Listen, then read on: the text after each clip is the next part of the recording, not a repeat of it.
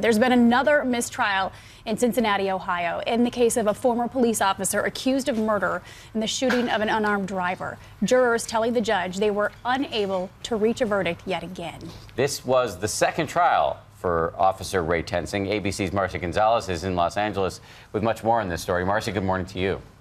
Dan, Paula, good morning. The jury deliberated for 30 hours over 5 days, but the outcome was the same as the first trial. The family of the man he killed reacting, calling it unjust.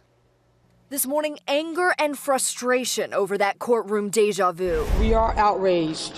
For the second time, a mistrial declared in the case against former University of Cincinnati police officer Ray Tensing. Ladies and gentlemen of the jury, you sent a note out that says we are almost evenly split regarding our votes toward a final verdict. The jury deadlocked on whether or not Tensing should be convicted on murder and voluntary manslaughter charges in the shooting death of Sam Dubose during this traffic stop in 2015. You have a license on you. I have a license. Tensing repeatedly asking for Dubose's driver's license, the situation escalating quickly. Go and take your seatbelt off. Tensing then shoots Dubose, testifying that he feared for his life. Dubose was unarmed. I could just see his head, and that's just when I reached up as far as I could with my right hand and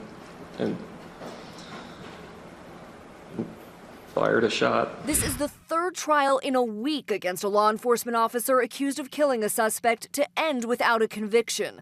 7 days earlier, Minnesota police officer Geronimo Yanez was acquitted of fatally shooting Philando Castile after pulling him over during a traffic stop.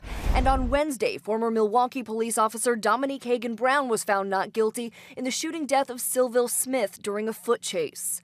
Once jurors have this perception that officers may be in fear of their lives, even given poor tactics, because the officers take these risks to protect all of us, it's going to be very difficult to get these guilty verdicts.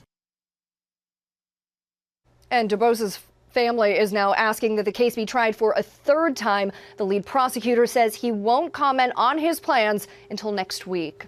Dan? Marcy, thank you very much.